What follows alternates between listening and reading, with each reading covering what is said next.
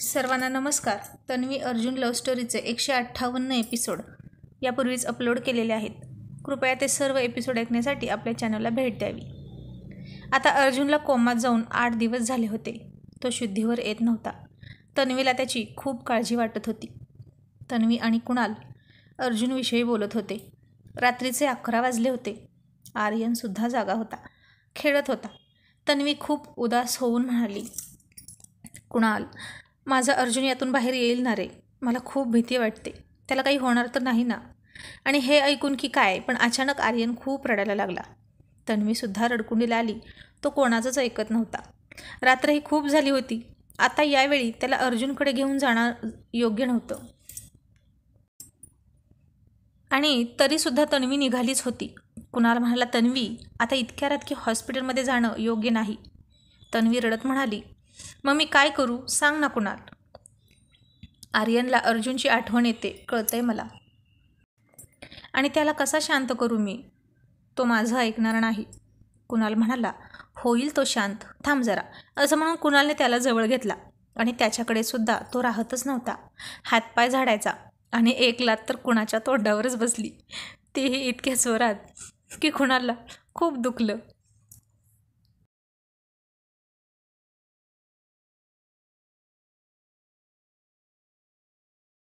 आणि त्याला आर्यनचा थोडा रागच आला. कुणाल मनात म्हणाला, याचा बाप मला सतत सतावत असतो, किती छळतो, भीती घालतो. आणि आता ते कमी होतं की काय, म्हणून उरली सुरली कसर या आर्यननं भरून काढली, लात मारून. तेवढंच राहिलं होतं. यार कसले रागीट आहेत हे देसाई. माझी बहीण नसती ना यांच्यात दिली तर एकेकाला चांगलंच बघून घेतलं असतं.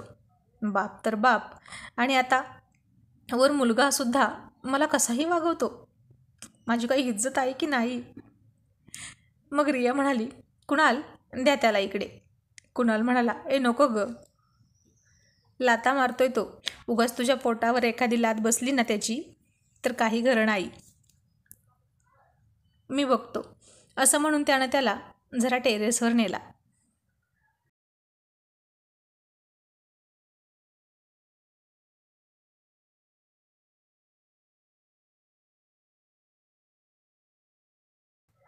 आणि तिथून दिसणारा लाईटचा झगमगाट पाहून तो शांत झाला. त्याला कुणालनं थोडंसं थोपटलं आणि काही वेळाने तो कुणालच्या खांद्यावर झोपला. आणि कुणालनं सुटकेचा निश्वास टाकला आणि म्हणाला, ओफ, सुटलो बाबा एकदाचं. बाप कधीच नाही ऐकत, पण मुलगा तरी ऐकतोय मला. असं म्हणून तो विजयी मुद्रेनं खाली आला. तन्वी म्हणाली, झोपला का रे. तो म्हणाला, श. मग त्यानं तन्वीकडे दिला. तिने त्याला बेडवर झोपवलं. आणि कुणाल म्हणाला, तन्वी, खूप अवघड आहे बाबा या बापलेकांचं. अगं किती रागीट आहे हा. कसं सांभाळणार आहे तू त्याला. तन्वी थोडी हसून म्हणाली, तुला जोरात लात लागली ना रे. तो म्हणाला, हो ना गं, अजून दुखतोय माझा गाल. हा सुद्धा ना अर्जुनसारखा 1 मॅन आर्मी असणार बघ. त्याला हात लावायची कोणाची हिंमत नाही होणार.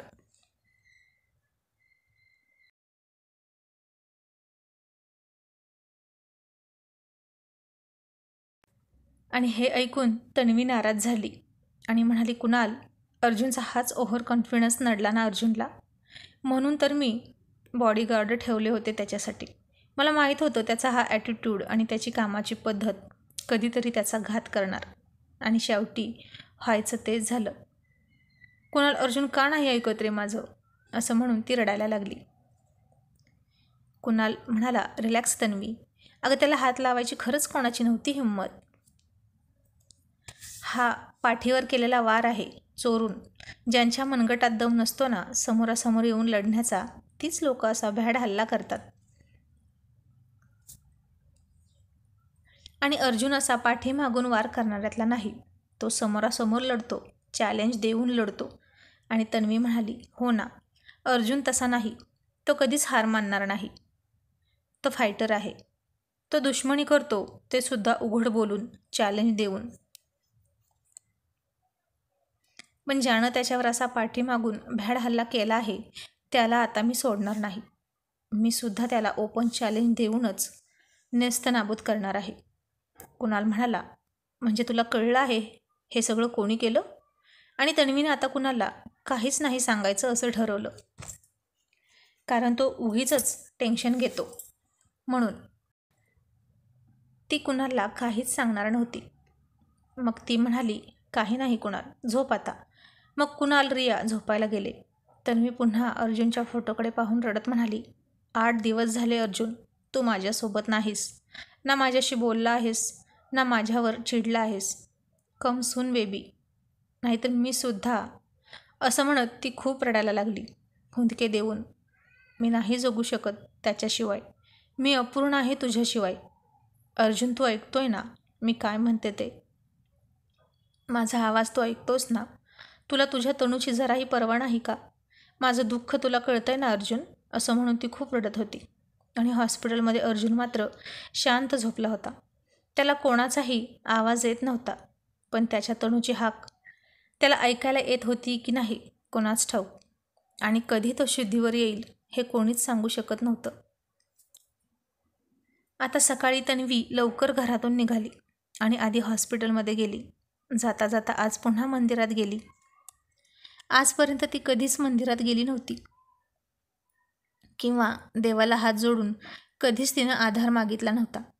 कारण तिचा देव, तिचा अर्जुन खंबीरपणे तिच्या पाठीशी तिच्यासोबत उभा होता. पण आता तोच जायबंदी होऊन पडला होता हॉस्पिटलमध्ये. म्हणून तन्वी आता या देवाकडे आली होती आधार मागायला, लढण्याचं बळ मागायला आली होती ती. आणि तिच्या देवासाठी, अर्जुनसाठी, तो लवकर बरा व्हावा यासाठी मागणं मागितलं तिनं. मनोमन तिनं साकडं घातलं आणि हॉस्पिटलमध्ये गेली. तर तो तसाच झोपला होता.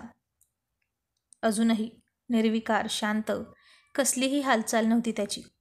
रोज यावेळी त्याची किती गडबड असते. ऑफिसची घाई, नाश्त्याची घाई, तनू माय टाय, तनू माय वॉलेट, माझा रुमाल, बाप रे किती ती घाई आणि किती गडबड. पण आता त्याला कसलीच घाई नव्हती. मग तिनं त्याला कुंकू लावलं आणि त्याच्या डोक्यावरून प्रेमानं हात फिरवला. त्याच्या कपाळावर एक किस केला. तसे तिचे अश्रू त्याच्या कपाळावर ओघळले. खूप इमोशनल होती तन्वी तिच्या अर्जुनच्या बाबतीत. जितका तो तिच्या बाबतीत पॉझिटिव्ह होता, तितकी ती त्याच्या बाबतीत इमोशनल होती.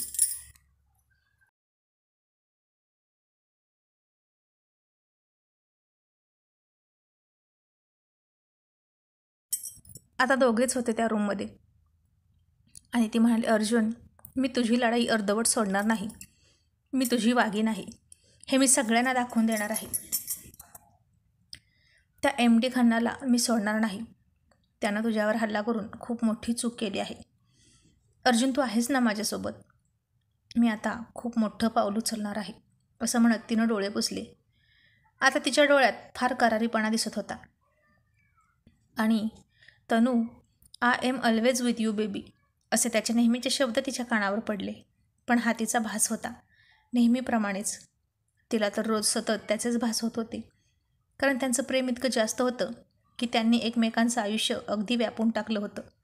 काही सुचत नव्हतं त्यांना एकमेकांशिवाय. मग ती बाहेर आली आणि डॉक्टरांशी बोलली.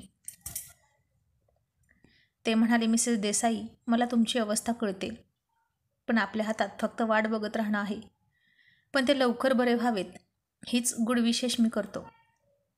पण त्यांना इतर कुठेच काही नाही झालं आणि जेव्हा ते कोमातून बाहेर येतील ना, तेव्हा दुसऱ्या मिनिटात चालू लागतील.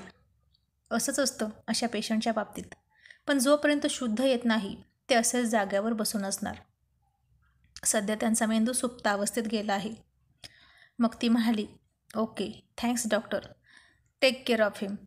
असं म्हणून ती ऑफिसला गेली. 9:10 ती पोहोचली.